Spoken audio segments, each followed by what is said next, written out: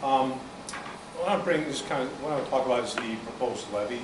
Reading through the proposed levy document you guys posted on the website, and kind of running through some of the financials, and plus an article was published last week, which is kind of a little confusing, stating to be a zero levy increase, which is basically incorrect.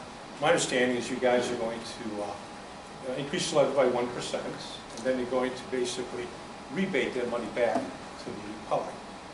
It's like my question, why? Just take, why bother taking it out of my pocket and putting it in my other pocket? It doesn't make any sense. You guys got plenty of reserves. I think the prudent thing to do is not raise the levy, keep the levy at zero, and pull the money out of reserves. The money's there. You've got plenty of reserves. You just built a bunch of swimming pools. You just done a bunch of other renovations. You still got a lot of money, a lot of cash left over. So I don't see the point of raising my taxes 1% and then giving it back to me. It's kind of a silly thing to take. Thank you. Thank you very much. Mr. Parker?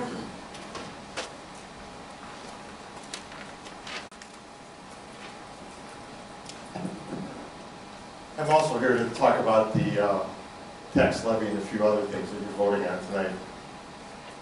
I believe that, to start it off, Unicom, I don't know if that vote is tonight or whatever, there's going to be a $250,000 school board exercise in community involvement, which is a project we could do ourselves.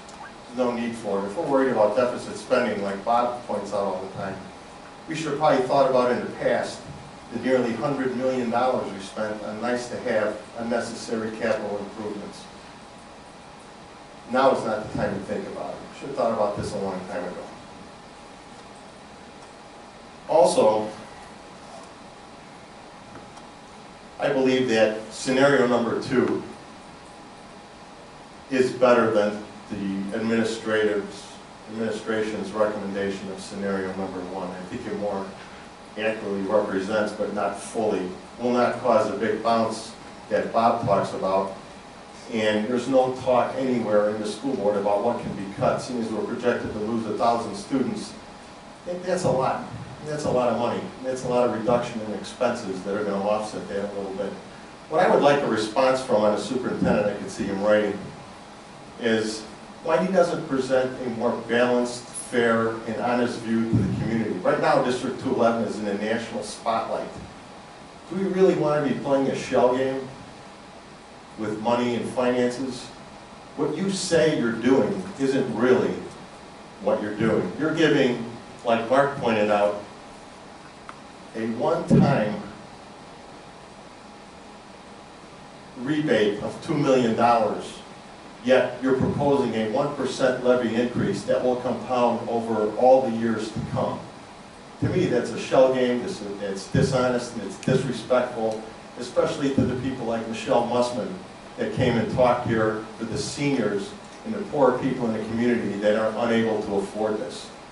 So I'd like a response from that, and I would also like a response from Dan Cates on, because he refused to answer me before, on the Property Tax Appeal Board. I know that's not on the agenda tonight, but I didn't think I was given a fair answer on that, given what local companies actually contribute in the way of money to this particular school district. Thank you very much. Thank you very much. To the community. My name is Tom Morrison. I'm a resident of Palatine, and I'm here as a parent, as a citizen of the district, and also just want to share with you some of the feedback that I've gotten from constituents in my official capacity as state representative. As you've seen tonight, there's obviously a lot of parents and citizens in our community who are pretty alarmed at what has transpired. I know the district did not invite all this attention, but here it is, and we have to deal with it. So I just want to thank each one of you as individuals for this, particularly the school board members, for the stand that you've taken. While I might have some disagreements with where we've gotten to up to this point, I appreciate that you've taken this stand and that you're listening to the concerns of the community. Despite the actions, or actually I would say the demands, of the Office of Civil Rights, there is no federal law that requires public schools to allow boys into a girls' restroom or girls into a boys' restroom. If it did, the district could expose itself to legal liability for violating students' right to bodily privacy. But beyond the legal liability question, I believe, and I believe those who have spoken, many of those who are in attendance here, believe it's the district's duty to protect students from inappropriate exposure to the opposite sex. This is an invasion of privacy, and it is a threat to safety. And I think what is most important is that we emphasize we need to respect the civil rights of all of the students of District 211. We need to respect all of the rights. And their individual rights to privacy. I'd like to I agree with the last two speakers, but I kind of want to sum up some of the arguments and points they brought up, because I think it's important. First of all, the Alliance Defending Freedom did send a letter to each of the school board members. I saw a copy of that letter, and I wanted to emphasize something, that they do have a suggested policy that would meet the needs of all the students, those who are identified as transgender or not. First of all, it's important that we define sex, and we heard the Webster's dictionary definition. I think this is another good definition. The biological condition of being male or female as determined at birth based on physical differences or, when necessary, at the chromosomal level. And it's important that we emphasize physical differences because while not every student changes at every time gym is held, anytime the swimming unit is held, students must change into a swimming suit. And so they are going to be somewhat undressed. And if students have access to that locker room, even if it's in a private changing area, the student is still passing through a common area, which exposes the other students to a violation of a right to privacy. There are accommodations, reasonable accommodations for those students who just desire greater privacy, or those who do not identify with their sex at birth. And those could include having a single stall restroom, a unisex restroom, or perhaps even controlled use of an employee restroom, locker room, and shower. The point is, we're talking about minors. We're talking about 14, 15, 16, 17-year-olds, and they should not be exposed to those of the anatomy of the opposite sex. So in conclusion, the parents and families are speaking up here. I would encourage all of us to engage in a civil dialogue. I think we can do this civilly and find a suitable outcome that respects the rights of all students. I would also ask community members to reach out to the congressional delegation, since this is mainly a federal issue. And then finally, I'll conclude with this. Why, to the first speaker's point, why is this such an important issue? Think about the controversy and the difficulties that we face as parents, as educators, on the sexting issue. Why is sexting an issue? It's because there are clear differences in the anatomies between male and female. And it's inappropriate to expose students to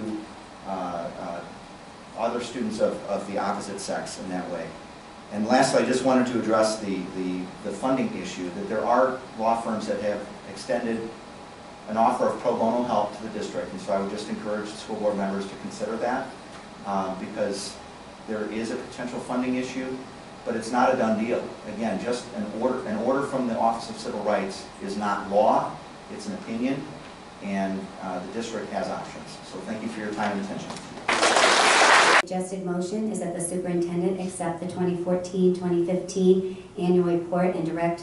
The suggested motion is that the Board of Education approve the attached resolution which sets forth the amount of $214,770,131, excluding the debt service levy, as the proposed 2015 levy for Township High School District 211, and directs the publication of notice of public hearing on the proposed levy at its December 10th meeting. So moved. Second. Is there any discussion? I just want to state that I think that, I know we're abating $2 million. I think we should have abated the full amount. I believe that with seniors not getting any Social Security, and then looking at what we have for contingency and surplus, it really only is maybe $700,000 that we're pulling out of our fund balance. I think we could do more. Anyone else? Okay, may I have a roll call, please? Mr. Sheerenhausen? Aye. Mr. Hinshaw? Aye. Mrs. Klunkowitz? Aye. Mr. Dombrowski? Nay. Mr. LaFever? Aye. Ms. Rucker? Aye. Mrs. Burke? Aye. This brings us to our Community Engagement Strategic Plan. The suggested motion is that the Board of Education authorize the superintendent to enter into an agreement with Unicom ARC to provide professional services to Township High School District 211 to conduct a community engagement and strategic planning initiative at the cost of $69,500 plus expenses for travel and local accommodations. So moved. Second. Is there any discussion? Yeah, that doesn't include any of the mailers or any of the additional outreach that we have to do in those expenses? No, most of the outreach will be done electronically. We may have some mailing that we would do. We do not have any specific mailers that are beyond our typical mailing information that we would send out to the local area, but no, it does not include those So- charges. Okay, so we wouldn't be reaching out to people that we don't already have contact information for?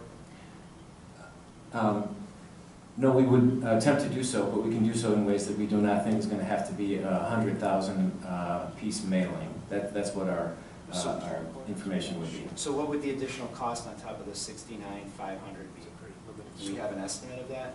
I couldn't give you a round estimate. I couldn't do that. I But how do can you approve bring it? that to you. What about people who aren't on your mailing list? So, just to be clear, that we did budget $100,000 We for did. this, correct? And we would not exceed $100,000? We would not. Okay, so then that would leave us with $29,500 minus the travel and expenses associated, so maybe that might be like another $2,500, so we're looking at maybe $28,000 for outreach? If we were to fulfill that amount, but again, But we're not anticipating to do that outreach? I guess what I'm asking is, we want to get the community feedback. The Unicom presentation said that in order to be effective, we'd have to do outreach. Just knowing the size of the Palatine and Schaumburg townships that we have to touch, I'm just kind of wondering how effective we are and what our costs would be if we kind of, you know, if we're spending $70,000 on the consultation, but we're only spending $30,000 on the outreach. Are we putting our priorities and our funding for those priorities in the right place? I do believe we are. There are many different ways that we're able to communicate these days, certainly electronically, via our newspapers, via multiple language newspapers, via our websites. There's plenty of notices we're going to be able to hand deliver to villages, to our local government officials. We do believe that there is multiple avenues we're going to be able to reach people, and that the U.S. mail, as effective and efficient as it is, that is a costly avenue to go for some of the return that we've seen in some of the other initiatives that we've attempted. So while it remains a viable option, we do believe that there are other effective ways to reach people. So based on this plan that we have, what is the percentage of engagement do we anticipate? A previous district's report, up to 500 people participating in community meetings. Those have been held in other areas through this firm. Local school districts not unlike ours, 500 people per night, if you will. Using that same outreach approach with newspapers, mailers? Yes. things like that. Yeah, and of course, electronic survey will be available. We'll also, we did include a randomized telephone survey, attempt to reach people who would not be potentially able to get here, but would be representative sampling. And that's different than the community outreach that we did with communications, because it looked like we had a low response there, and I just wanted to make sure we wouldn't repeat that and kind of have a parallel. Yeah, it will be available. We have multiple plans to advertise it to reach people, and it would be available electronically, at all times on our website. I know at one point we talked about the surveys, the phone random surveys.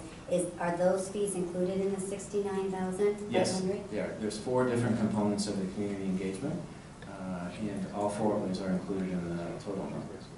So we're just, the exclusion that Mr. Dombrowski is the external mailings, correct? Is that the only missing Yes. piece at this point? Okay, thank you. And the telephone survey reaches out to random or just the database that we already have established? No, it's entirely random.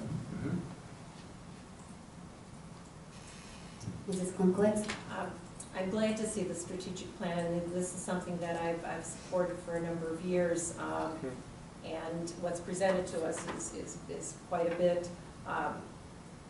However, my concern is the expense, because it is awfully high. So I'm expecting a great deal of depth and breadth out of it. And I believe that the time is probably right, given the changes in our culture, the expectations in technology. So this strategic plan should offer us a better way to understand our students and our community.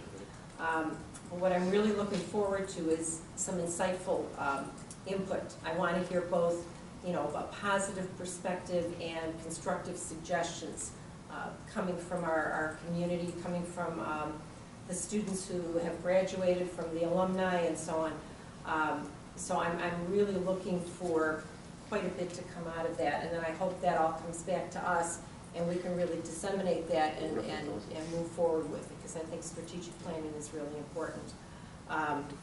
As we move forward on this, I would really, I don't know at what point we're going to look for people to facilitate, to be on it.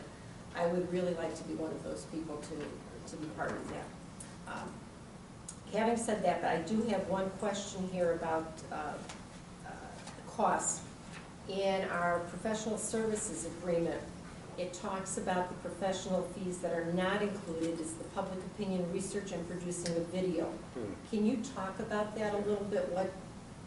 Some communities have attempted to use and have desired to have a video and to have other architect's fees or other fees that they would want to include in that.